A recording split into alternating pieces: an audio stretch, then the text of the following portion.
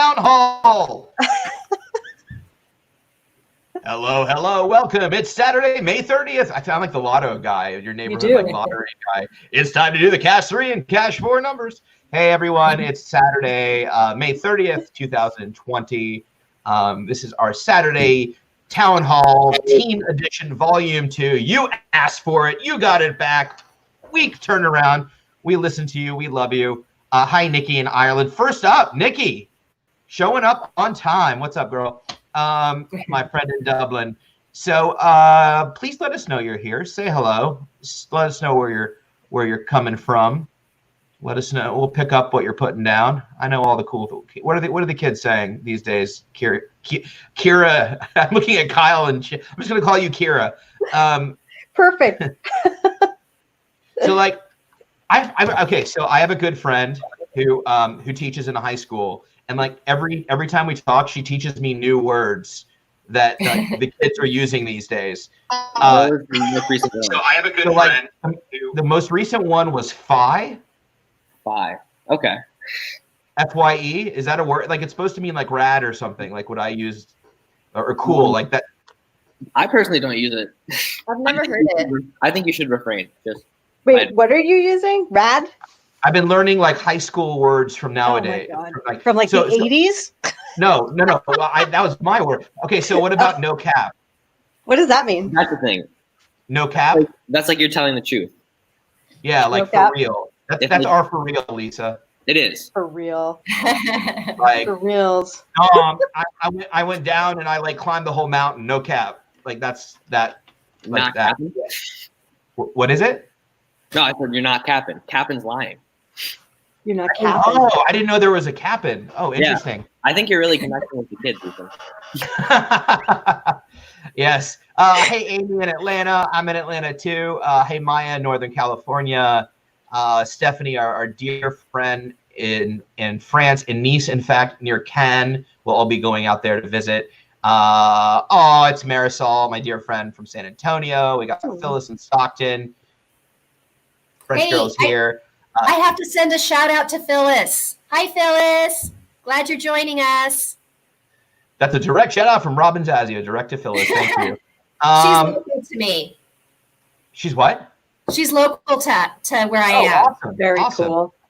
And then Diana's here from Schenectady. I just like saying that word. It's a lot of fun. Schenectady. Sounds kind of hard to say, but anyway. Schenectady. Is it Ska? It's Schenectady. Yes. Wait, where is that? What state is that? New York. I'm very well versed. Hello, Shira, Folberg, and Coyne. Hi, Deb. Hi, lots of friends. Oh, Audrey's not there. Hold on. Lots and lots of friends. All right, so let's get rolling. It is 3 minutes past the hour. We will give you lots of love today. So my name is Ethan. I'm the National Ambassador for the International OCD Foundation. I think by now you know that I have OCD and talk about it. That's my. I'd love to shout out from Robin. Oh, Nikki wants a shout out from Robin as well. She's in Dublin. You should give it to her. Hi, Nikki. All right, we got you, Nikki. Hey, Marnie in Boca. You didn't say you're in Boca. I just know weird things about people. Anyway, let's get this show on the road. Lots to talk about, lots of questions, and we've got lots of answers. So some quick housekeeping as always. This town hall is intended to serve as educational content and is not intended to replace therapy. For treatment-related questions, please be sure to work with your local provider or contact a local clinician. The International OCD Foundation is not a crisis hotline and should not be used. If you're in distress or feel unsafe, if you are in a crisis or you're ever feeling unsafe, please go to your local emergency room, call 911, or call the Suicide Prevention Hotline at 800-273-8255. As always, I like to say we always want to be kind and respectful to others.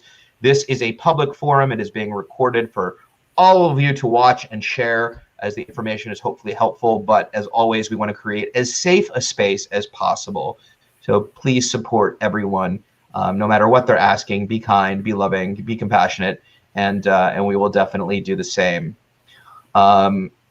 So with that, let's get rolling. First, let me introduce our amazing panel. Again, if you're just joining us, this is our Teen Town Hall Volume 2. We did it last week. You asked for another one, so here we all are. and thank you for joining us again. So let's start with my dear friend to my left, right. I still haven't decided which way is what on this thing because it's all reversed. It's very confusing. Please welcome Dr. Dr. Rabin. Hey, from Boston, Dr. Rabin. It's Saturday. Words are difficult today. Dr. Robin Zasio, she's the director of the Anxiety Treatment Center of Sacramento and Roseville, California, Center of Depression and Treatment Resistant Symptoms, the Compulsive Hoarding Center, and the Cognitive Behavioral Therapy Center. She's the host of Dr. Rabin's show AM 1380 and Mental Health Matters on iHeartRadio. She's the author of The Hoarder in You: How to Live a Happier, Healthier, Uncluttered Life. She's the featured she's a featured doctor on Hoarders, the Emmy-nominated A&E hit series. Is also the host of My Extreme Animal Phobia on Animal Planet and Discovery Channel. She proudly serves on the Scientific Advisory Board, the Clinical Advisory Board, the Speakers Bureau, the BTTI faculty, and a CPC committee member of the International OCD Foundation. She's also the president of OCD Sacramento. So Robin, thank you for being here. Thank you. You didn't mention my day job. Oh, yes. What's your day job? That was just a joke. I'm kind of busy these days. Well, I was going to make the joke about how many centers you have, but I didn't want to repeat the joke from last week. It was like, just, yes, her day. Well, I thought by night you're a superhero. We know this. Yeah. Well, with Batman, you better believe it. And everybody thought Robin was a boy. Surprise. Right next to Robin, we have the king in the room. His name is Kyle. Kyle's graduating high school senior living in South Florida. He'll be attending Yale University in the fall. Since recovering from OCD in 8th grade, he has had a passion. Oh, no, I didn't correct it. Wait, for neuroscience. Okay, cool, because it still says in my document, it says erosion. I don't know what that is. But anyway, for neuroscience and plans to major in the subject in college. Aside from his work from with the IOCDF, Kyle serves on the UNICEF USA National Council and is the president of his school's UNICEF club. He is also an ambassador with the International OCD Foundation. Just below me is a dear friend of all of ours. You may know her and recognize her. If not, you know her headphones. It is Dr. Lisa Coyne. She's the founder and senior clinical consultant of the McLean OCD Institute for Children and Adolescents at McLean Hospital and is an assistant professor at Harvard Medical School. So at some point, Kyle and her won't get along. That's right. Yeah, Yale and Harvard. Starting now. She is the founder and director of the New England Center for OCD and Anxiety and is on the faculty of the Behavioral Therapy Training Institute of the International OCD Foundation. She's also a licensed psychologist and a peer-reviewed ACT trainer. She's authored multiple articles and chapters on ACT with children and adolescents and is a co-author. Is the co-author the book. Just say stuff that's loud. It's fine. Don't worry about those. She's written some awesome books. Her most recent book, Stuff That's Loud, A Teen's Guide to Unspiraling When OCD Gets Noisy, is out now. You'll definitely want to check it out. And surely last but not least is our dear friend, Shira Folberg. Shira is an OCD advocate and IOCDF youth ambassador. She's the creator of the blog Faces and OCD with the IOCDF, as well as her personal blog, Colleges, Collages, and Controlling Compulsions on Substack. I'm old. I don't know what Substack is. She is currently taking a gap year after earning her GED last summer. Shira plans to attend a Cornell in Mount Vernon, Iowa this fall to study writing, politics, and psychology. You will one day, Shira, pick 3 of those to do at the same time. Shira, thank you for joining us. I had to unmute myself, and it took me a second to find the unmute button. Thank you for having me. Again, it's in the same place that, go ahead. Yeah, I know, but I'm a little slow today. I woke up kind of early, and I'm kind of tired. All good. As you can see, I'm struggling with words, so we can be in this together. It's okay. Just makes you more relatable with the young people who are watching. No hook, no cap, all cap. No, you gotta All stop. caps? All caps. I don't want to get this name wrong. Hi, Ibishek. He says, hi from India. I love you, Ethan. I appreciate the kind words. Thank you. And Nikki and Dr. Zasio, Nikki appreciated the shout out. So let's get started. As always, if you're joining us, I really want to dive into questions. We didn't get to finish all of them. You guys had some great questions last weekend. So start loading up the comment thread with your questions. We'll just start with some basic intros and maybe some information on what's happened during the week. And then we will get to questions. So please feel free to start asking. So I will start. You know what? Let's throw the rules out the window. We need to remain flexible and not be rigid. So I always go left to right or up to down. Lisa, out of nowhere. How are you doing? What's the latest? What have you been seeing? This has been kind of a tough week going around. What's? I'll let you start. What's the latest? So it's always lovely. I really enjoy spending my weekends with you, Ethan, and doing panels like these for IOCDF. And I just want to kind of say something to, everyone, including especially our viewers of color. It's been a really difficult week in the U.S. this week. And our hearts are with you, and we stand with you. And I want to say that above and beyond like anything else. There's so many things going on now, and that makes, I'm sure, folks' struggles with OCD that much harder. So we are with you. We feel you. We are here. Absolutely.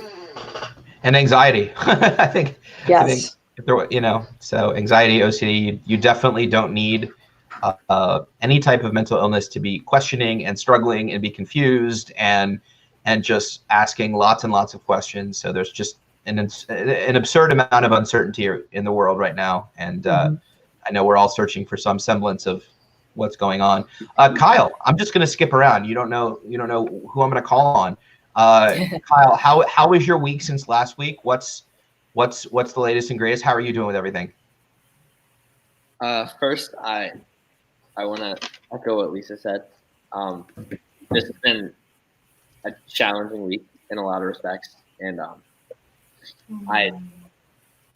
for anyone watching, any person of color who's feels anything, I want to tell you that, like, I'm here for you. I don't know what to say, but it's been a weird week for me in terms of that.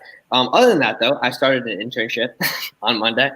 So I've been doing a lot of research for that internship. It's been virtual, so that's been kind of cool. It's been keeping me busy, keeping me from some quarantine boredom, which is nice. What is, may I ask what the internship is?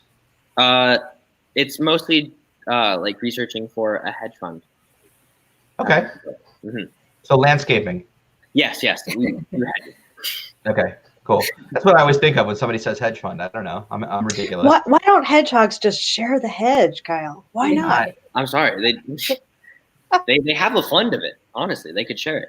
They have a fund of it for sure. So Shira. You thought I was going with Robin, but no. Shira, how are you hanging in? I know you're always tuned in. We were talking that you were watching the news a lot before. I know you have lots and lots of thoughts, so please share with us.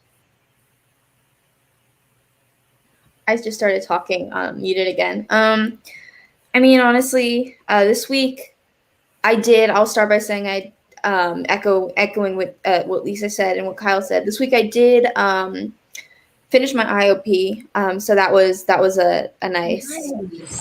Yay! I've just been thinking a lot, and I've been taking a lot of time to just reflect on everything that's going on. I've been really, really just kind of devastated, and it's certainly been a lot, as it has been on anyone. And one thing that I've been thinking a lot about, specifically as these issues sort of intersect, is sort of that what we can do as a mental health community to address the racial disparities in the mental health care system. And I think that's an important discussion to have. It's just something that I've been thinking about a lot. And I don't have the answers right now. And I know I have a lot of work to do and a lot of learning to do, and that none of us are perfect, but just, I think, as my opening thought this week, this is something that we really need to start talking about and start having an open conversation about. Thank you, Shira. Sure. And in addition, the unique challenges that Black people and people of color face when it comes to mental health, seeking treatment, and access to treatment, availability of care. That's a huge conversation, and in fact, now that we're saying it, I'm kind of wondering why we haven't done a town hall on it yet. But yeah, it's like the amount, not only access to care, but the double stigma, if not triple stigma, associated with Blacks and minorities and other people of color, especially not only in their communities but even outside of their communities. I mean, we know we'll be the first to tell you that at the conferences, it's mostly white, and we at the IOCDF definitely are working very hard to change that, get the word out. We've started multiple diversity councils, and how we can change that narrative. But as somebody, I will just say that after speaking to some amazing advocates that I've become close with of color, I was definitely naive to the level of stigma that was out there, just even in the US, and really had no idea. And hearing, the things like, well, I don't want to talk about my mental illness, regardless of OCD. I don't want to talk about my mental illness because I'm already Black. So like, I don't want to add something on top of that. Hearing those words was heartbreaking to me. And I never even thought about something like that. And so hearing that and having those conversations is really, really important, and breaking down those stigmas into those families, which, a lot of people pray it away. We're going to pray it away. Don't talk about it. Don't, so this idea that people of color are already at a deficit is awful. And so we need to definitely work to change that. Robin. Hello. Hi. How are you this week? What's the latest? The latest is busy as usual. Everything's going great. And, just adding on to everything else the group has been saying, just agreeing with everything. But on top of that, I think one thing that is important to note is that the IOCDF has such a huge outreach. And if you are wanting to get involved in the diversity groups, as you mentioned, Ethan, there's so much outreach right now. Contact them if you want to become involved. If you've struggled with OCD or an anxiety disorder, it's not about just OCD, it's about all anxiety disorders. Reach out to them, because you could be here with Shira and Kyle, sharing your journey and your story. And this is what we need. OCD and anxiety disorders do not limit to age, ethnicity, race, culture. It's all across the spectrum. And we just have to remember that the treatment is the same. The things that go along with OCD, shame, guilt, embarrassment, whatever that is, this is all about reducing stigma, 100%. And so if you want to have a voice, I'll tell you what, the IOCDF is ready to take your call, is ready to reach out to you and connect. And I've been involved with IOCDF for well over a decade now. And it is the most amazing experience. It's the most amazing organization. And they want to hear from you. And I think the best way that we are going to reduce stigma, in addition to these town halls, the annual conference, and all the other things that the IOCDF is doing, is getting more people involved who have a story to share. And maybe your story is that you're scared to start treatment. You're scared about what people are going to think about you. You're scared about the stigma. And that's a story. And the more you can share, the more we're going to be able to connect to people who are experiencing similar difficulties. Thank you, Robin. That's awesome. And I just want to echo Robin's sentiment in that this is a very important subject, not only what's going on in the world, but obviously addressing stigma and mental illness around people of color. I don't know if Valerie Andrews is watching. She's an amazing advocate who I attacked at a conference 2 years ago.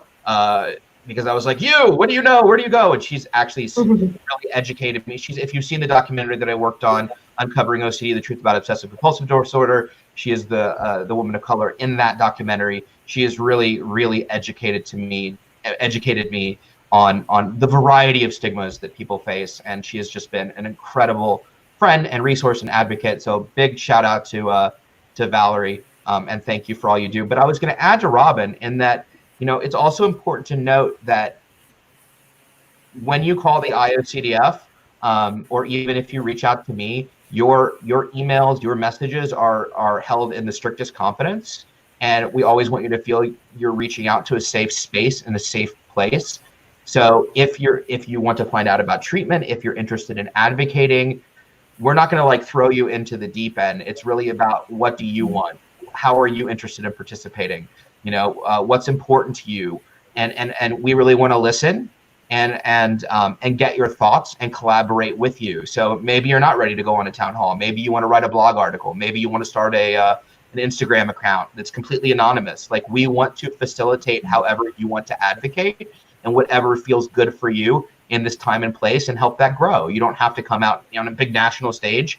Whatever's good for you, and we like to foster that and help that grow. So I had a question that I was going to ask. Just for anybody that's watching, if you're parents and you have questions about your kids or teens, if you wouldn't mind putting the age of your child, because I think that will help Dr. Zasio or Dr. Coyne answer the question a little bit more specifically. So actually, this Zadie at 2:11 p.m., this isn't particularly a question per se, but she says, hi, my son is going to start the AIOP at the McLean Institute. He is 13 and has a complex OCD. So I'm going to turn this over to Lisa, because she has a little something to do with that. But I want, first of all, if you have any thoughts, but I also want to touch on this idea of, what do you think when somebody says they have complex OCD or severe OCD, or there's an adjective in front of the OCD? What are your thoughts on that?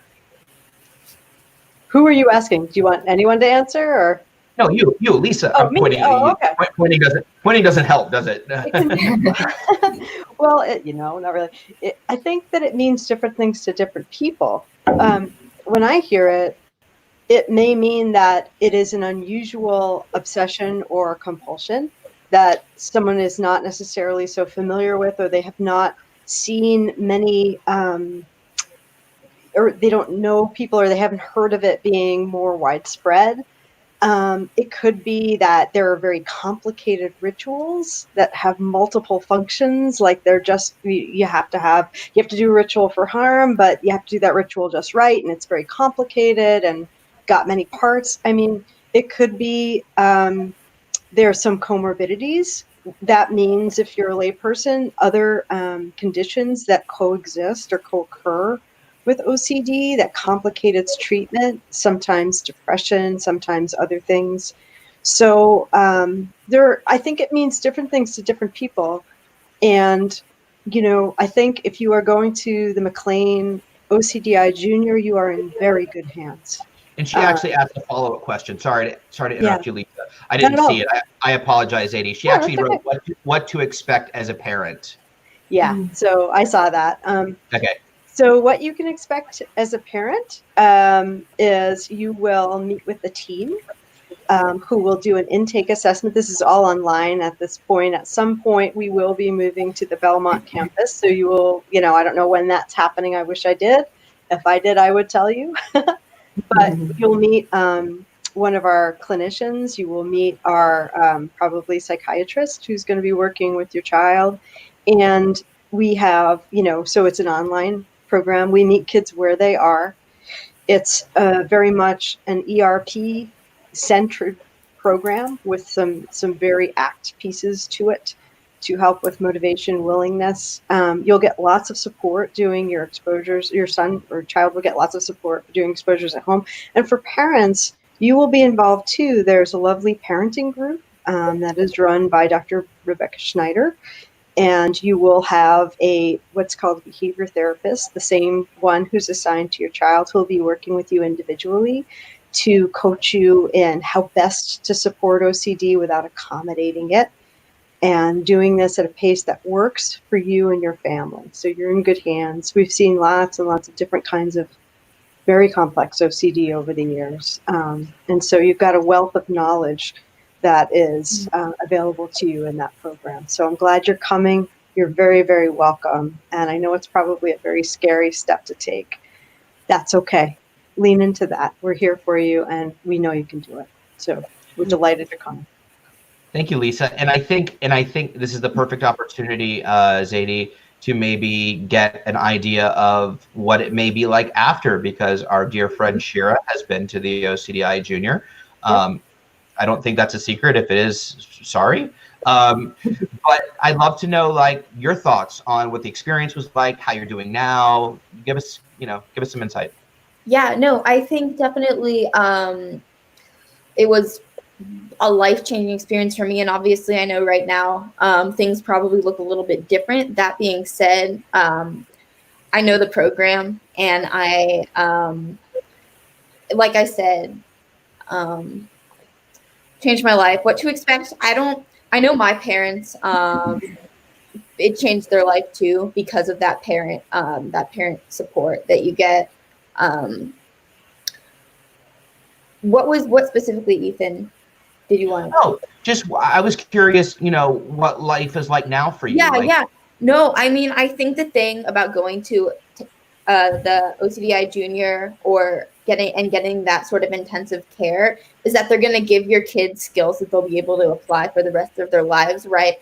So one thing that I really like is that, like, if you're kind of thinking about, okay, so what's my end game when I go here? Is it to be rid of my OCD? Is it that my OCD will never come back, that my anxiety will never come back, that I'll never have any lapse in symptoms?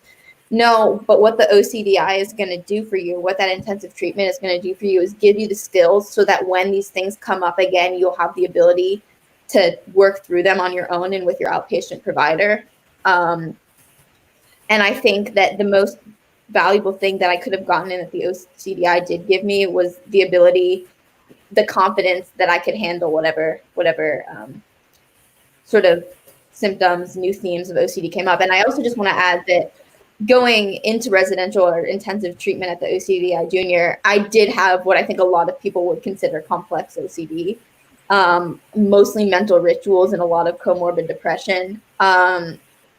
And I mean, they were fabulous with it. My behavioral therapist was amazing at balancing ERP with ACT and self-compassion and doing all the things that needed to be done to treat that sort of more complex theme. So.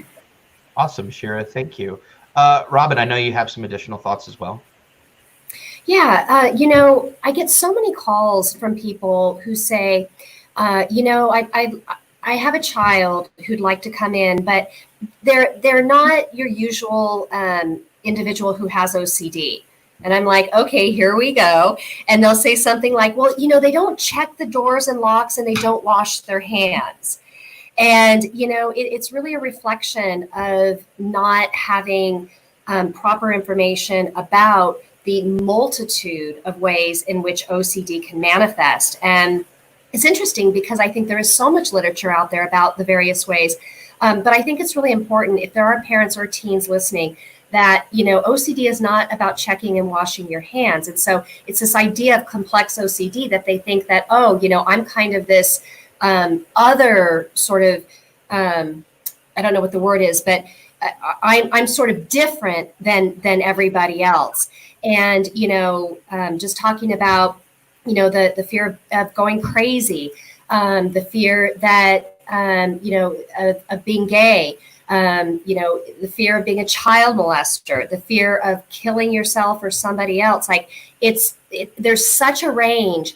I had someone who had an intense fear. It was so severe of Agent Orange. It can go into so many different directions. And I think it's so important that parents and teens remember that when you look at the diagnostic criteria, you're looking at in a more general sense of these unwanted, bizarre thoughts that you can't control. And there's not just, 5 different categories of OCD. There are a multitude of categories.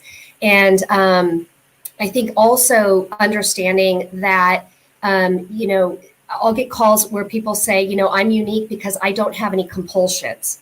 I just have mental thoughts. So I just have the obsessions. And so many people don't realize that an obsession is a form of a mental compulsion. And so I think that we have to really put that out there too, that OCD is about obsessions and compulsions, even if you're thinking that they're just in your head. Absolutely. I mean, at the end of the day, I think, go ahead, Kyle. Yeah, I was going to call you. I just had 2 thoughts. First, I think OCD is pretty inherently complex. Regardless of the person that we're talking about, it's in your head. It feels very complex all the time. There's a lot of hoops and webs you have to jump through to make yourself feel better all the time. it gets very overwhelming, no matter what your compulsions or your thoughts are. And second, when I was originally going through treatment, way back in 7th grade, I thought I had complex OCD, or what you would call complex OCD, and I felt very isolated and alienated because my fear, I was scared of like catching autism, like contracting autism, which of course I intellectually understood that it's not how it works, and I was scared to talk to people because I couldn't fathom that anyone would understand what I was thinking or going through, and it felt like a very individual type of torture to me because no one could relate to that sentiment. But when I started talking to people, I realized that, like, yeah, my OCD was, I guess, complex in that it was very individual, but OCD is the same, like, in everyone. It just has very different manifestations. So, like, when you talk about a complex manifestation of OCD or a very individual sense of OCD, you have to remember that, like, it's just an obsession and you're just compulsive. But, like, the thing that you're obsessing about isn't what's important. It's the fact that you're doing it, and everyone has that same experience, and yeah, it's not the object of the obsession. I guess what I want to say. Thank you, Kyle. And I just want to add, for those of you, there's some Fran is putting some great information in the thread. There's some information on the Diversity Council. There's some information on how to email the IOCDF. So definitely check out the. There's actually the link to the documentary. So scroll through the thread. And there's already some great links. I just want to read Elle Wang's comment, which she just, he or she, I apologize, just said, thanks, yes, as a multiracial person, I can tell you that that is true. I'd also like to see more people who look like me in mental health treatment. And we are with you 100%. We're glad that you're here. And we are definitely working toward the same goal. Hi, Allison Dotson. It's good to see you. Let me move to Mumajed, big man, who's joins us all the time. It's good to see you. 2:18 p.m. It's an interesting question. If someone is an expert himself, not that he's a therapist, about his own OCD, that he feels he knows a lot, that he doesn't need a therapist, can that be true, or should we always reach out? That's it. That's a pretty interesting question. I don't know. Who wants to take that? I think it'd be helpful to hear from probably like both sides of the panel on this. Shira, don't take my job, please. Sorry. I'm already that might be interesting to I get. barely have the looks, you know. It's like I'm already teetering. No, I'm just kidding. I think you're absolutely right. I think that's great. Let's hear from a clinician, and then we'll move over to either Kyle or Shira. So, Lisa, what are your thoughts? So my thoughts are always, you know, I'm always interested in how that expertise works, right? If it's something that you feel like is you have to figure out and that it's an issue and that you kind of find yourself keep coming back to it and it's concerning you, I don't know. I mean, maybe that has something to do with OCD. I don't know. I mean, it's a good question. I feel like I'm always learning. I feel like, honestly, like when we start to think we're experts, that's when we stop paying attention. You know, and I always approach things really humbly. No matter how many folks I see with OCD, I always, even though I've been doing this for a really long time, feel scared the first time I meet someone as a clinician, because my first thought is, oh God, can I actually help them? Do I know what I'm doing? Oh my God. And it's, you know, that shows up for me.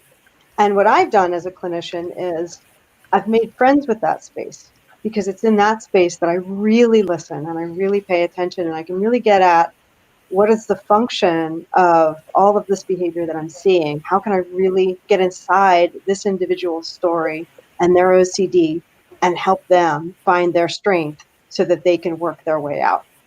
So I don't know. Yeah, I think, and if you are an expert and, you know, even if you hold that label for yourself, come help us, come join us, man. We always need more. How awesome.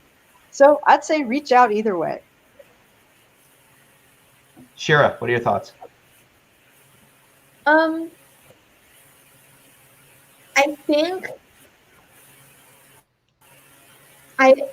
I don't want to make generalizations, but I'm really hesitant to say anything like anything that could misconstrue what I'm trying to say. But you could ruin his life. We don't know. Go for it. I probably already ruined his life. I hope not. I think I think there are two kinds of experts. I feel like in this, I've heard this term expert by experience. And I think that for a lot of people who have been through a lot of, say, treatment or have had this OCD or anxiety or mental condition for a long time, we start to get very familiar with it. And we do. And for me, like I said, I learned a lot of skills at the OCDI to help me move forward and be able to manage these things better on my own. And I do think I know a lot about, I do believe I know a lot about OCD and how it works and functions of compulsions and obsessions, etc. At the same time, for me personally, I found that it's critical for me to have a provider to help me and hold me accountable and help me follow through with these things. I don't think it's necessarily true for everyone. I do think that since OCD has this tendency to sort of wrap you up into it and sort of make you believe all of its games, and sometimes when you're really in the midst of it, it's hard to sort of gain that sort of external perspective, sort of that bird's eye view perspective that a lot of times I don't think it's always true, but for the most part, I would say that being your own expert just can't replace being a therapist. Absolutely. I'm going to throw some truth spears at you too. I've had some thoughts. I'm going to pose them as questions. When you I just made that up. Is it good? Okay. I'm stealing it. Trademark. Okay, fine. It was just, I don't know, it was the thing I had in mind. But I'm going to pose them as questions, and that way I can't be blamed for anything. The first question I would ask you about, because I love this question, the first question I would ask you is, are you an expert in your own obsessions and compulsions, or are you an expert in the treatment of your obsessions and compulsions? The second question I was ask you, and this isn't really a question, but is that I've talked to a number of therapists, experts in OCD, experts in mental illness and mental health, who always tell me, I know exactly what to do, but if my kid had it, I would have no clue. And I don't know, big man. I don't know if you have any friends that are in crappy relationships and they're like, I love them, they're amazing. And everybody else can see that it's a horrible relationship with the person who's in it.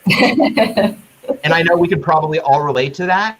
And it tends to be when you're in it, you don't have that objective insight that maybe somebody else can. And so I would maybe reflect on that too. It can't hurt to reach out if you're struggling. And I would also, so the insight and the objectivity is really important. And finally, are you living the life that you want to be living? Are you following your values? Are you functioning the way you want to function? Are you going after the things that are important to you? And if you are, that's awesome. And maybe, there's nothing to do. But if you aren't, or you feel there's some pain or struggle that you're feeling, maybe you should reach out. I would say that reaching out is never a bad thing. It can't hurt you. But it's a great question. Thank you for asking that. Kizzy Wade Music at 2:19 p.m. How do you find a therapist that specializes in OCD? I'm in England. I'm pretty sure that the IOCDF resource directory is international. Fran, is it international? I don't know. He'll leave a comment. Does anybody know? I know you can access the resource directory. I'm not 100% sure if it's international. Oh, he's going to write me now. Oh, yeah, I forgot about our private chat. Yes, it is. Okay, excellent. So, Kizzy, if you go to the IOCDF, Fran will put a link to the resource directory. You can say where you are and it'll list potential therapists. I always like to say there's also a great article on interviewing a therapist when you're reaching out for somebody with OCD. Do they do exposure response prevention? How do they do it? What are their credentials? Advocate for yourself. Make sure that the therapist is who you need and what you need. Ethan, can I share something on that? Absolutely, please. In addition to everything you said, where did you get your training? I think that's so important because people say, oh, at my last, or placement organization, that kind of thing, that maybe is a counseling center, or their last supervisor, this, that, or whatever. And I think it's so important that the training comes from a recognized training institute like the IOCDF or another organization that is specializing in ERP. You have a general psychiatric facility. It is pretty highly unlikely that you're going to get the level of training that you need to work towards being a specialist or an expert. Absolutely. Thank you, Robin. I appreciate that. Maya, we're going to get through these questions. It's going to be the first town hall where we answer all the questions. I'm super excited. Maya, because I'm a perfectionist and a completionist, so whatever, I'll work on it tomorrow. At 2:22 p.m., Maya asked, is the 2020 IOCDF conference going to be online this year? So I have two answers for you. The first one is yes, it will be online this year. We are in the process of planning a really awesome online virtual conference, scheduled out the same way that the actual conference is, with blocks and tracks and different subjects and multiple town halls and webinars and things like that with amazing people, along with lots of virtual activities as well. But also, we are planning, and Lisa is at the front of this, a teens and kids conference as well. Lisa, if you want to say a few words about that. It's going to be awesome. We just finished. I actually didn't attend this. I was not playing hooky, but I couldn't make it. But there was a focus group actually held to talk to advocates and members of the community to see what they would most like in our online offerings. And I'm eager to hear the results of that. So what that can tell you about IOCDF as an organization is that we are committed to making sure that we have a conference that reaches out to everybody, and also that makes a space and really tries to honor and represent all of the things that people have asked us to do. It's going to be a really interesting year, and I think it's going to be awesome. So there'll be lots of good stuff. For sure, Lise. So Maya, keep an eye out on social media as well, the IOCDF website, and there'll be more on that, how you can sign up and all the details.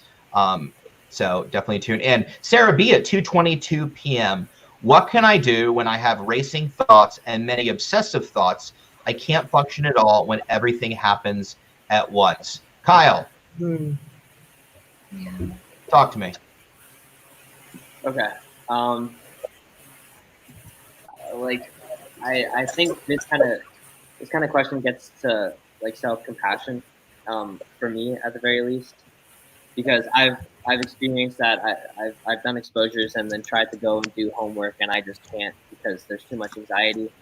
And I think when you're going through OCD treatment, and you're working on something as significant as treating your OCD, there are going to be moments when you're going to be overwhelmed, and you have to be okay with yourself. And you're going to have to let yourself do that, because that's what it's going to take to get better. So what can you do to make everything better? I mean, if it was easy, like doing exposure, like everyone would be able to do it. So there's going to be a lot of anxiety afterwards. That's a given. And in terms of being productive afterwards, I don't know. I think you have to accept that sometimes that might not work out because you're doing something else and you're working on another attribute of your life. But at the end of the day, it's much more important that you get that OCD solved. I love that. Robin. Yeah, I'm a really strong advocate of mindfulness. And I think that when you're having these racing thoughts and you're feeling really overwhelmed and paralyzed, that's where maybe some mindfulness can come in. You have to be able to tap into it. I mean, obviously, when your mind is going, and that's always hard because the OCD takes over and nothing else can kind of come in. But, really being aware of mindfulness, the five senses, bringing you back to a place of being present. What are you seeing? What are you hearing? What are you smelling? What are you feeling? That sort of thing. But, like Kyle's saying, it's just so hard because it's so chemical, and those thoughts are just, coming right and left, and you get tripped up and you get overwhelmed. And, again, I think that's where if you're struggling and not in treatment, really consider getting some treatment. And, I got to tell you, people are scared of ERP, understandably. But the suffering that a person goes through until they get ERP is going to be far less than the time that it takes to get the treatment. And with the right kind of help that we had just talked about, Ethan, you can get relief. And that's the only good thing about OCD, is that there is treatment out there. For sure. ERP is all about short-term pain, long-term gain. That's essentially what it is. You're investing now for your future. Also, and that's exactly right, Robin. I was going to ask you if you were engaged in any type of treatment or therapy, if you were doing exposure response prevention, if you were doing acceptance commitment therapy. I also want to throw one other true spear at you until Lisa steals it from me, which is this idea of can't is a very powerful word. And I think when we're very fused with our thoughts and feelings, it absolutely feels like you can't do something. I relate to that as an OCD sufferer. I relate to what you're saying. What happens when you start to defuse from your thoughts and you start to get some insight what's going on is you realize that can't is actually a choice. And that's a really amazing realization, because that really empowers you to be able to make a decision. Now, as Robin said, you have to be mindful enough in the moment to make that realization. So I'm not at all, saying you should do this or put pressure. But what I am saying is it might be interesting to reflect on this idea of what can't means, because in essence, they're uncomfortable feelings that you're experiencing. And you can take uncomfortable feelings with you and still do things with them, despite you feeling uncomfortable. And there's this belief that our feelings dictate who we are, how we feel, and what we should do.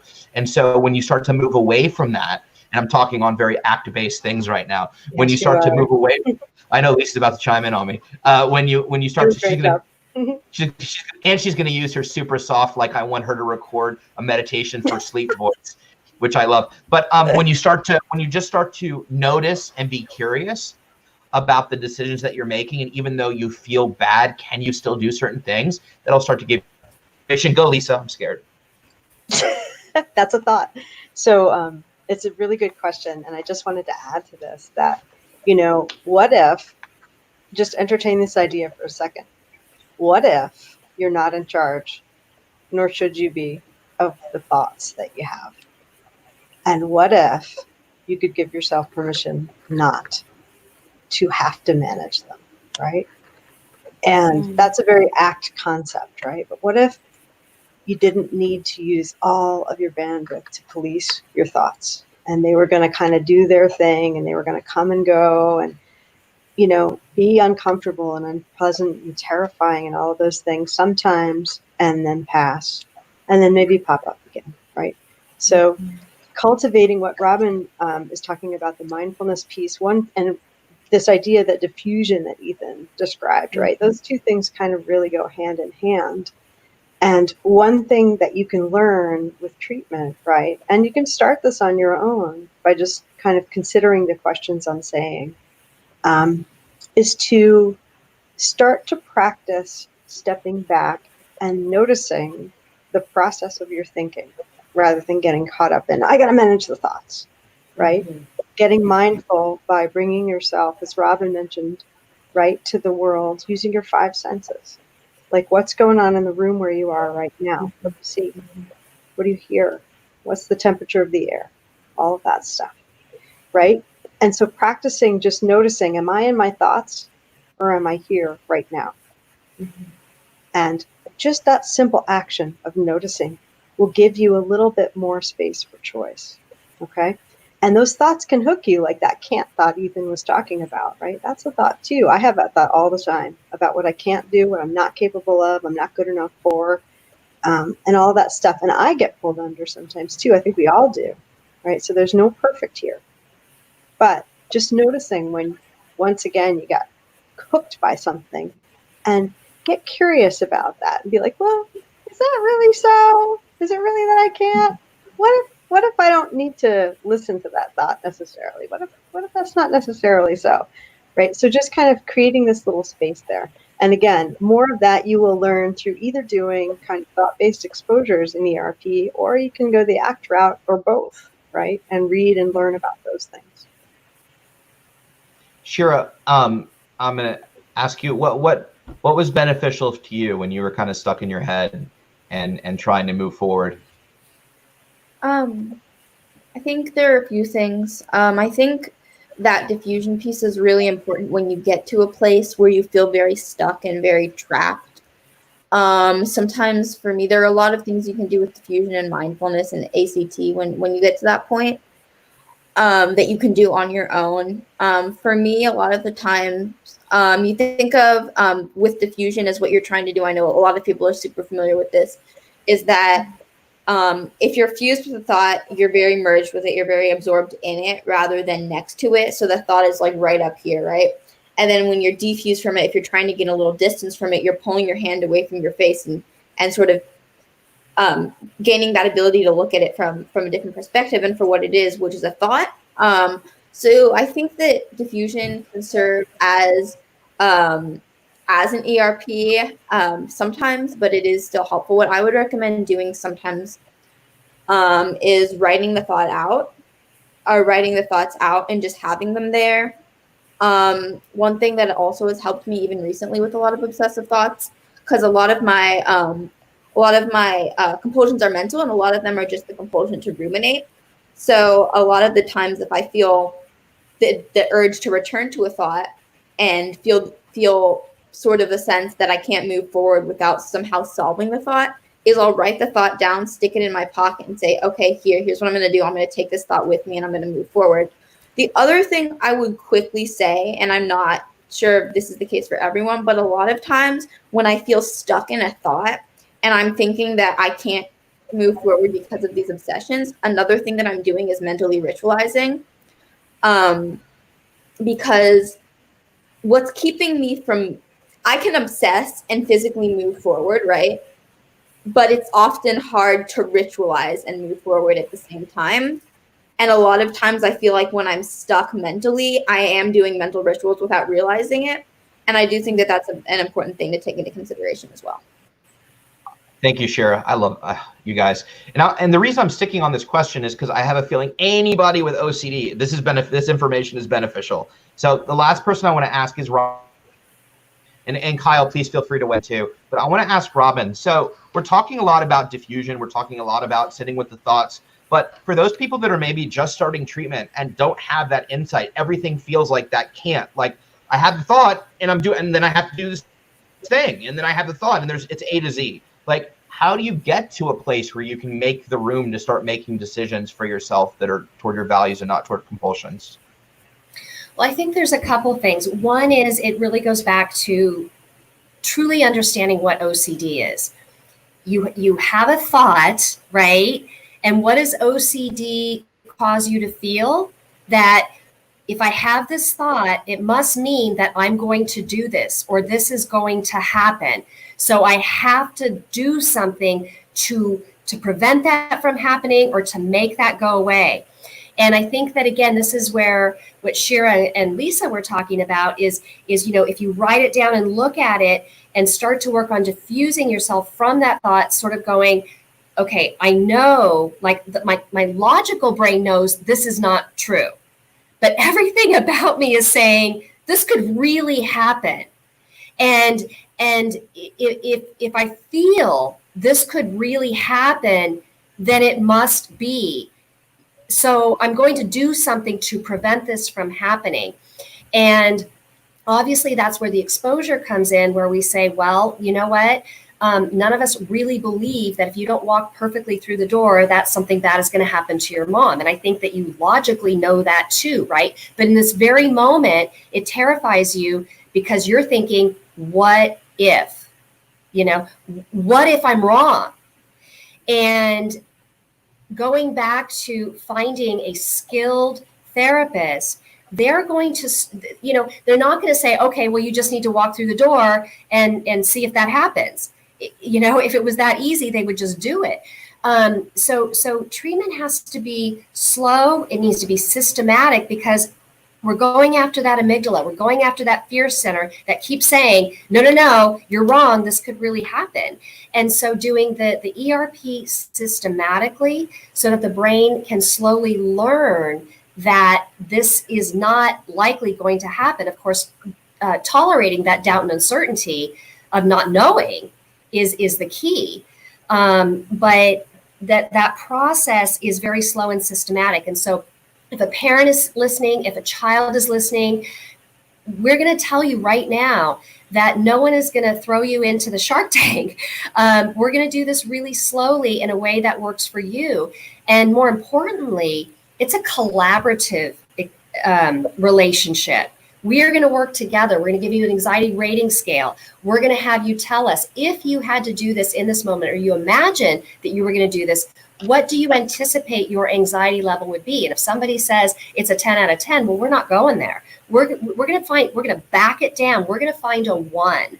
And that's really where the skill comes from the therapist, is to be able to come up with those lower level exposures to make it manageable. Because I'll tell you what, this is one of the biggest trusting relationships that you could possibly imagine, when you're asking someone to do something that they are saying, I don't know about this, but here we go. Kyle, go ahead, buddy. Yeah. So, like, just from the perspective of like a sufferer, how I would go about kind of diffusing and then going towards my values. The biggest thing that's helped me is just slowing down, just like taking a breath and just relaxing for a second. Because when I was like completely enthralled in my OCD, my first instinct was to listen to it. I'd been doing it for so long that whenever I got anxious, my first thought was just to jump in and do whatever it told me to do. And I only really started to diffuse when I started to have the anxiety. And before I jumped into whatever my OCD told me to do, I allowed myself to just stop and take a breath. And when you just take that little second, that's when you have the ability to make a choice. If you don't take that second, then you're just going to go with your OCD because it's comfortable and nice and that's all you know. But just taking that breath helps so much. Thanks, Kyle. Appreciate that. L. Wang at 2:30. Actually, quickly, Eric, you're very, very welcome. He just said, I really appreciate the topic. Having acquaintances ask about specialized treatment but not able to afford it. The best I could do is recommend books that cover the disorder. We know that treatment is very expensive, and we work very hard to sort of change the status quo and make treatment effective, treatment affordable and accessible. That is always our goal. So we're glad that you're here. Also, for those, Deb, friend of Lisa, quickly said, McLean OCD Jr. is amazing and really helped my daughter. The parent support is so important and necessary. Parents don't realize that they're accommodating, and that is very true, especially without the education. L. Wang at 2:31. What's that? Oh, I just said I miss Audrey. Just tell her I said hi. Oh, Deb, tell Audrey Me Shira too. says hi. And tell Hi. Lisa Audrey says hi. And tell Audrey that Ethan, Robin, and Kyle say hello as well. We look forward to meeting her. L. Wang at 2:31 p.m. How do you know when you should change therapists? My 20-year-old seems not to match well with therapists. Just mad at them. Been through a couple. Robin, what are your thoughts? Yeah, this topic has come up, and I think that this is, again, one of the big messages that we're trying to promote in all the town halls through the IOCDF. And that is, if it's not a good fit, accept it and move on. We want to have the best life we can. And if you're struggling and you're going to see somebody and it just doesn't seem to be working, there's nothing wrong with finding someone else. Not every therapist can help every single person for a variety of reasons. Personalities, treatment styles, certainly not everybody is a perfect match for myself. And when we can recognize that, both as a therapist and as a patient or client, the best thing that we can do is figure out how to move on. And I hear so many tragic stories. We recently brought somebody into our IOP program who's been in treatment for 30 years. And that's really tragic to think that they've been suffering for that long. And there hasn't been an acknowledgement you know, on the therapist part to say, you know, I mean, like 29 years ago, I'm not sure that we're making the progress that we need to make. And, you know, we know Patrick McGrath, who wrote his pamphlet, Don't Try Harder, Try Different. And like, ever since I saw that, it's just resonated in my mind to say, you know, don't just keep going down that rabbit hole. If you're continuing to suffer, try something different, try someone different. And again, the message here at the end of the day, OCD equals ERP treatment, period. There's augmentations like Lisa was talking about, you know, the ACT, self-compassion, mindfulness, but ERP is it. And if you call a therapist and you say, you know, well, do you treat OCD? And they say, yeah. And you ask them what they do. And they say, well, come on in, we'll talk about it. That's a bad sign. They should tell you right then and there, ERP.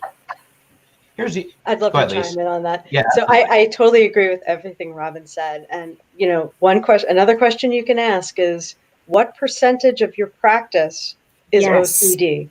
Because with some of us, it's 95% of our practice. That is what we do.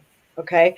And many people are out there who say that they treat OCD and anxiety spectrum things and they do CBT, and this is great, right? But it's not necessarily going to be what you need.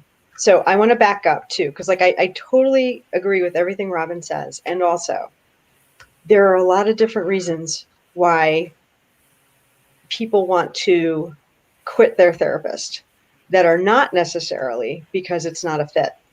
Yeah.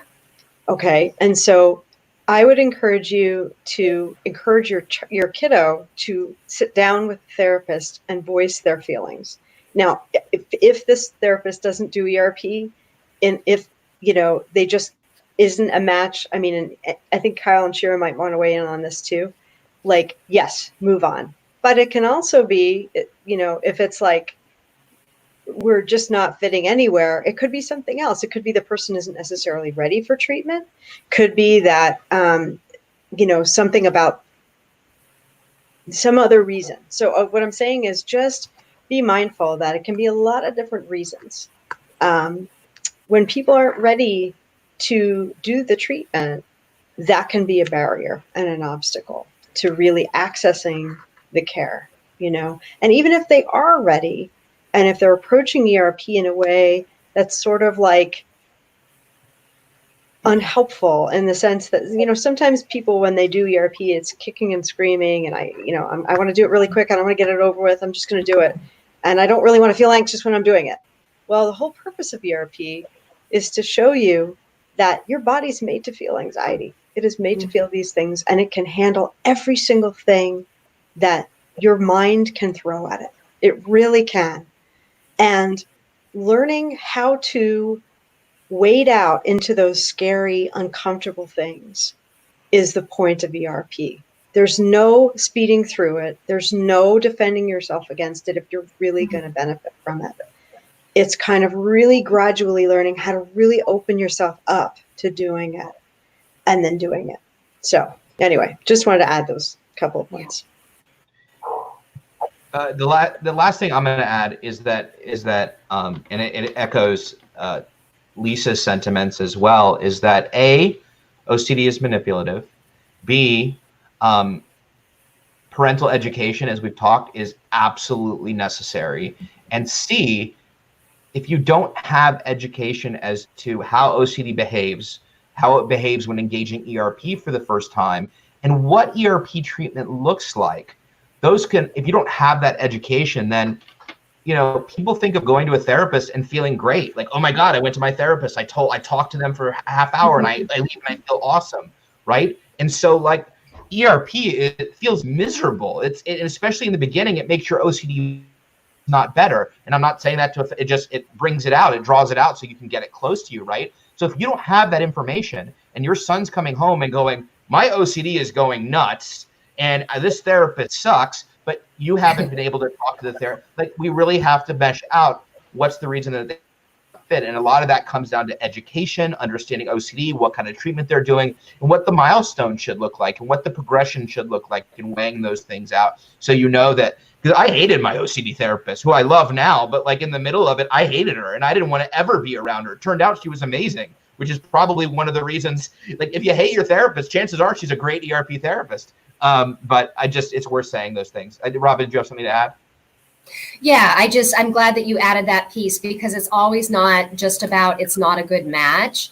And, certainly there's lots of people who, as you're saying, Ethan, are not educated, and they come in and suddenly we're saying, well, we want you to do the very thing that you're scared of. What are you, crazy? Like, what kind of therapist are you? You're supposed to make me feel better, not have me do the very things that I think are going to happen. And I just think that that's just an excellent point. And the fact that when you start ERP in the very beginning, you're going to be activated, and you're going to leave the session feeling activated. And that's going to happen throughout your treatment. I think it does in some ways get easier over time, because now, like, okay, I've been doing this. I know this is going to be uncomfortable. I know I'm going to be activated, and I know that it's going to come down and that I'm going to benefit from it. But in the very beginning, it's really hard. And so that's why that educational piece on the front end is so important. One of the things that we always do is we actually give them something in writing that says what to expect in treatment. And that really helps them on the front end. And they actually sign that form so that I know that they've read it. I'm assuming they've read it if they've signed it. But it literally lays it out to say, this is not easy. This is going to be one of the most difficult things you have done in your life, but it will be worth it. Thanks, Robin. Kizzy at 2:44 p.m. I know it's your second question, but I still got you. This question has Shira's name all over it. How do you stop thoughts about ruining things and hurting people you care about? The first thing I think is, I think there are two things. Can you put the question back up? Awesome. Thank you. Good job, Fran. Thank you. And this is really, I don't want to call anyone out specifically, but just like sort of identifying a couple of things with this question. A is that the first thing to remember is that stopping thoughts might not be the goal. And two is to sort of address this sort of idea that I think a lot of people have, and I still find myself having despite years of experience in treatment, is sort of looking at the content of the thoughts and sort of assigning an excess amount of significance to the thought. Like we're talking about what we're doing when we're going through ERP treatment is learning how to break that OCD cycle, not necessarily how to stop specific thoughts. So I would really say when you're talking about thoughts about ruining things and hurting people you care about, two things. A, like everybody says, ERP. And if you, I would just like to say for a lot of people, I know, right, we are preaching about treatment is this, ERP treatment is the way to go. And I know a lot of people don't have access to that right now. I would say that if you don't look to literature, if you're a teenager, look to stuff that's stuff that's loud. It's a great book. But the other thing about these thoughts when we talk about complex OCD is a lot of what I think about, rather than the thoughts themselves being complex, is sort of what comes with them. And for me, when I get this content that really sort of tugs at my core of who am I, is this something that I would really do, is it starts to make you feel really bad about yourself, and it really wears at your sense of self and also kind of brings up a lot of depression. And for me, that's where we can do ERP and we can work with ERP, but there's this piece of self-compassion and there's this piece of self-care that often is the last thing you want to do with your OCD, but it's really necessary because, yes, we want to challenge these thoughts, but at the same time, we want to take care of ourselves, and those things can work together. It's not always one or the other. And that's why I know while you don't want to assign too much significance to the content of the thoughts, and at the same time, certain thoughts can lead to a lot of sort of secondary emotions that require things other than ERP. I know that was a long and rambling answer. Yes, it was, and we'll have to live with that discomfort. Yeah, I know. I love that. But yeah, those are my thoughts on that. I appreciate your thoughts, Lisa. How important is it to understand, and this just comes with education and time, that actually treatment, regardless of ERP, ACT, whatever it is, proper treatment is not about stopping thoughts. It is 100% the most important thing, because the fact of the matter is you have between 40 and 70,000 thoughts every day. And if you think that there's any treatment ever that can make you not have a particular thought ever again, just think about that, right? So the idea, well, okay, now what, right? Treatment with ERP or ACT or whatever, basically ERP is the evidence-based treatment.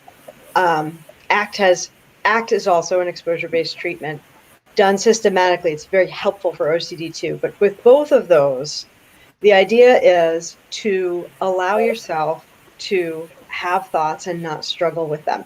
So what it does is, when you go through, the result is you may have these thoughts. And if you do, they may not have that power over you that they do now, right? They will not be so compelling. And also, even if they feel like they're headed in that direction in some other area, because we know that OCD can do that whack-a-mole thing and pop up later in some different form, right? It teaches, you will know what to do with that. You will know how to recognize this. If you do treatment properly, if you have a good therapist who really gets ERP, you will know, that feels like OCD. I feel like I need to do an exposure right now. Okay? So the idea is not to dismiss, remove, change, stop these thoughts. It's to change your relationship to them such that they do not have power over you. They do not cause you the distress that they are causing now. And you can go about your life as you choose and build one that you really love. Okay? And that is 100% possible. It really, really is. Robin, do you have something to add? I would just say that, just like piggybacking on Lisa, so many people come in, how do I stop these thoughts? And, and they're sitting there like focusing on, how do I stop this thought? And, I give them the example, I want you to think about a pink elephant. Okay. Got an image in your mind. What our images look like are going to be different, but you got this image. Now I want you to stop thinking about the pink elephant. And so while you're trying to stop thinking about it, what are you doing? You're thinking about it, right? You're trying to stop it, which is, it's like a tug of war, right? We've all done that tug of war in junior high or whatever it was, right? And the minute that somebody gives a little jerk, right, you immediately react. And that's what happens with OCD, is once you have this thought, you're so fixated on trying to make it go away that it's going to be even more profound. And that's where the ACT and the diffusion and the mindfulness all come in. And like Kyle, you were saying, I'm so glad you brought that up, because, right, here's the obsession, here's the compulsion, right? There's no distance in between.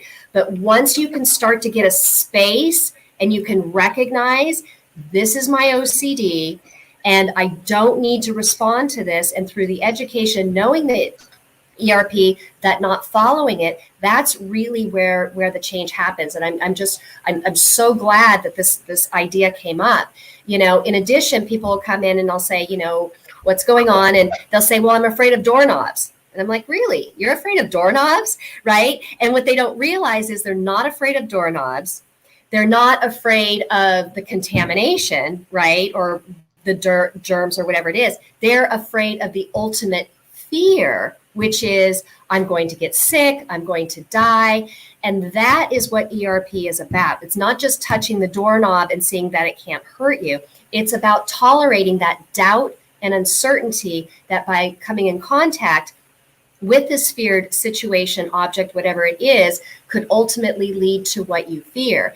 And that is, I think, again, kind of going back to finding the right therapist, that they don't hit on that they'll just say, oh, exposure, you need to do the very thing that you're afraid of and touch the doorknob. No, that doesn't do it. You have to tolerate that doubt and uncertainty that if I come in contact with this situation or with this object, that what I fear may happen. And I'm going to send a shout out to Jonathan Grayson's book, Freedom from OCD, because chapter 1, I'll tell you what, is so powerful, really bringing home the importance of being able to tolerate doubt and uncertainty. And that's one of the first assignments we give people. We give them chapter 1 and chapter 5 to start reading, because it really helps to bring home that importance of tolerating the doubt and uncertainty. Thanks, Robin. Kate K at 2:45 p.m. How do you recognize if you are relapsing? I find it tough when my OCD reemerges in new ways that I don't recognize as OCD. Kyle, I'm going to throw this to you. Yeah. Okay. So my first thought is look out for rigidity and structures. When I relapsed, it became very apparent to me that something was wrong when my dad asked me if I wanted to spontaneously go to dinner someplace, and I said no. And the thought of going to that place made me anxious, because I had been in this routine of eating at particular times, particular places for a while. So I think OCD is a creature of habit, and when you fall into those patterns, you recognize that you're doing things systematically and that it caused you anxiety to break out of that structure, that's a pretty good sign. I also think that when thinking about relapse, it's really important to be open with yourself and open with everyone around you. Question why you're having thoughts and question why you're doing something. It's like you think it's OCD, really sit down and ask yourself, well, why am I doing this? Is it bringing me closer to something that I want to do? Or does it bring me anxiety if I don't do this? And also be open and have conversations with people you know. If you're a kid, I know that talking to my parents helped me a lot to recognize what was OCD and what wasn't. They would notice things that I was doing, and I relied on them a lot to kind of help me look out for where I was doing things that I wouldn't normally do, and also to have someone to support me when I wasn't sure what to do, when I was scared to do an exposure by myself. But I guess the take-home point from this was look for rigidity, because OCD lives in rigidity. Go ahead, Shira. Yes to all of what Kyle just said. And one other thing is I think that there's a difference between a new OCD theme popping up and having a relapse. That a lot of times I'll have a new OCD theme come up, and it feels very new and different, but at the same time, like Kyle says, you recognize that rigidity, you recognize that sort of sense of urgency sort of at the core of it. I think the difference is what a relapse is kind of returning to that baseline, returning to that low point. I think that it's important that when we think about the power that language has to sort of identify what we really mean. And yeah, I just wanted to point that out, that you can have a lapse, meaning your symptoms, you have a bad day or things get temporarily worse, but just because you have a new theme pop up, you can take action, and it doesn't mean that you're necessarily going to have a relapse because of it. Yeah, Shira literally took most of what I was about to say, which is awesome. But just to piggyback off Shira, because she's absolutely correct, and this is something I'm very passionate about, I've spoken about it numerous times in my speeches, is that I don't like the word relapse a lot, because the behavior of OCD is to spike during stress, right? And just because you're having obsessions doesn't mean that you're compulsing. And just because you're having the thoughts doesn't mean you're relapsing. And we have to understand that the D is the disorder, OCD, and that's when it impedes your functioning. So if you're having thoughts, your thoughts are spiked, that does not mean that there's a relapse occurring. If you're engaging in a compulsion here or there, that does not mean that there's a relapse occurring. That may be an uptick in your OCD symptoms, or your OCD has gotten a little loud. Sometimes I call them OCD attacks, but that is, I think Shira said it perfectly, like a return to where you were at your worst, lack of functionality, where it starts to really lead in your values. That is a relapse. But otherwise, all these other things, when things get hard and more difficult, a little louder, whatever, that's the nature of OCD. That's what the disorder is. Just like with MS or diabetes, you could be doing everything right, but there are weeks and days where it just flares up. And that isn't a relapse, it's just the behavior of the disorder itself. And so what's very exciting about relapse is very much in our control as OCD sufferers, because it's dependent on that compulsion facet. You have to compulse to relapse, and compulsion is a choice. And so I'm not saying it's a perfect science, but it's very empowering to know that how you respond to your thoughts really dictates what road you go down. Can I say one more thing, Ethan, to piggyback on what you said? So Kyle, I want to capitalize on something that Kyle said about how do you recognize OCD? OCD can be sneaky and it can sneak back. And I think his advice for really noticing rigidity is very important. And the second piece of advice I would give you about that is see if you can pay attention to what you're feeling rather than arguing with yourself whether it is or is not an OCD thing. Because, it's a felt discrimination. If it feels like there's a sense of urgency, like that something is a have to or else, that's likely an OCD related thing, right? So OCD may be telling you something different about it, but check like what you're feeling. And if it feels like that, that sense of I have to do this, or that's probably an OCD thing. Here's what's cool though, and just to piggyback on everyone, because we all agree, is that if there's a lapse, because I use that word all the time, Shira, what's really neat is when you employ your skills, ACT, ERP, whatever it is, the shuts really, really fast. If you don't give into it, if you don't open that can of worms, like that little small spark of fire goes out really, really quickly because that muscle is there, that strength. I can't tell you how many times I get a new thought. I didn't like Robin anyway. I'm glad she's gone.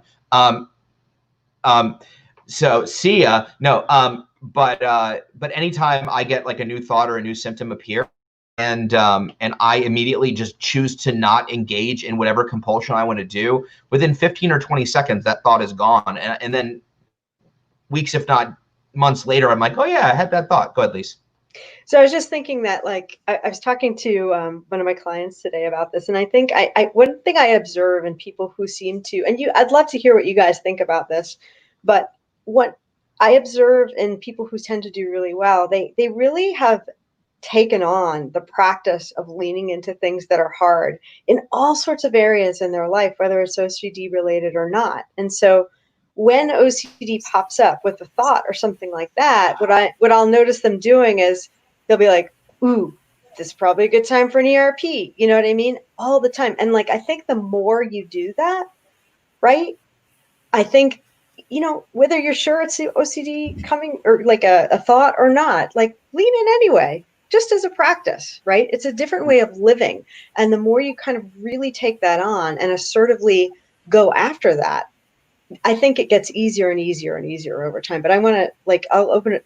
You guys, what do you think about that? Do you think that's accurate? That's just my observation. Yeah, I have two things. First, about what Ethan said about like jumping on OCD really quickly, that extinguishes it quick. We have a saying in my house, give OCD an inch and it'll take a mile. So OCD it's tricky. And if you grow complacent and you listen to one thought, they'll come quicker and they'll come harder. So it's important to jump on it the first time that you see it, or else it only gets worse. And second, yeah, I'm gonna sound like a knockoff Reed Wilson, but like a dollar store version. A knockoff Reed Wilson. You could have said that. Can you put that in your title next time you do this? Falcon knockoff Reed Wilson. But OCD treatment is all about you gotta want it. Like if you're gonna be successful, you gotta want it, and you gotta buy into the treatment, and that's the whole thing. And you're only gonna be successful at fending it off if you see it and you're like, I want to feel that anxiety. I want to take that on because I want to reach my goals. But you can read Reed Wilson's books. That's the greatest thing ever. Knock off Reed Wilson. I love that. I just want to say quickly. Well, Shira, I know. Shira, did you have thoughts on what Lisa was talking about? No, I think they covered it. Okay, cool. Robin, welcome back. We did miss you, although I was like glad she's gone. So, but I did. No qualms here. It's just pure brutal honesty. For those of you watching, there's a lot of questions about accessing therapy. So I quickly, we start wrapping up before people start leaving. I wanted to address this. Fran has already done a great job. If you look down in the comment thread, of putting a ton of links for resources, virtual resources, teletherapy resources. I know a lot of people are asking internationally. Our friend Tamid in Bangladesh is asking for international teletherapy providers. So you will find links below your question, Tamid, and everybody. Also, it's important to know right now that almost all therapists are virtual right now. So, normally you want to look for somebody near you, but access, unless you're not, in a big city, is limited. So fine, and probably Lisa and Robin can speak better to this, but quickly, if you're in the same state, you can generally work within that state also. So don't, especially right now, don't hold yourself to your specific area. If there's a treatment provider 2 hours away, but in your state, they can treat you. They're licensed in that state. So definitely access that. Also, there's a really great app in Friends of the Foundation called NoCD. You can get them on the App Store on Apple and on Google Play. They are a free app to download. They're an amazing resource not only for ERP tools and a large, vibrant community of OCD, those individuals with OCD that can talk to each other, but they offer really fantastic teletherapy services via your phone. It's virtual therapy, one-on-one FaceTime sessions. All the therapists are ERP specialists trained by Dr. Patrick McGrath and his team. They're licensed in 23 states. The first 15-minute call is free to assess whether would be a good fit for it. And in some states, insurance may even cover the cost of treatment. Also, treatment is a fraction of the cost of in-person therapy. I think they start around $50 a session. And so definitely download NoCD and check them out. Lisa or Robin, did you have anything to add to accessing treatment right now? I think you covered it. Okay. Yeah, I think you really covered it. And just that reminder that the IOCDF has their provider database that you can go to. And I think it's just a wonderful resource, and it's the best resource that you are going to get for those that have, the training around ERP. And, I know we've covered this a couple times, but never feel afraid to vet a therapist, even though they're on the IOCDF website, right? Ask them about their training. Ask them, like Lisa said earlier, how many people on your caseload are, or how many people have you treated? And I've never counted, but I can certainly tell you that, when you go to my website or Psychology Today website and IOCDF, that you're not going to be seeing eating disorders and autism and this, that, or whatever. Like, you're going to see OCD and anxiety disorders. And that's really what you need to see to have further confidence that the therapist that you're looking into has that training. I agree. Thank you, if the therapist makes you feel bad for asking, don't go to that therapist. Yep. Do not. Yep. None of us, I would bet my salary, a year's salary on this, nobody who does this work would ever make you feel bad about asking those questions. Okay? So ask away. Perfect. Thank you. Just a few more questions and we'll have gotten to all of them. It's a must. Quickly, Madison, she just talks about I don't have insurance. A fantastic nonprofit and a partner of ours in addition to the IOCDF is Peace of Mind. They're really wonderful at connecting people with therapists as well. So in addition to the IOCDF resource directory and emailing Betsy, we'll put our email address at the end. You can also reach out to peaceofmind.com. They have amazing online resources. They actually host OCD Challenge, which is a virtual ERP. You can do your own ERP online. They're a fantastic resource, and Madison and I would reach out to them as well and see what thoughts that they have. Just above that, Susan Chan at 2:56 p.m. Can you ever have compulsions and not really know obsession? So I'm assuming like compulsions without obsessions.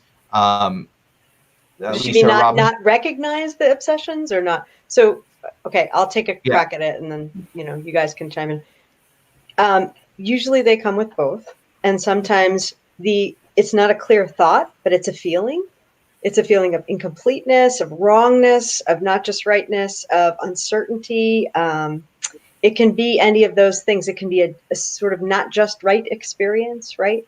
Where it just isn't quite what you want. But there's always some sort of what we would call a private event that the compulsion is linked to.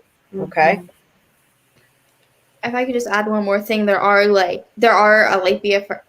body focused repetitive behaviors where there's compulsive behaviors that often are meant to alleviate feelings of anxiety and often are comorbid with OCD. And I don't know a lot of the details, but that came to mind when you said that.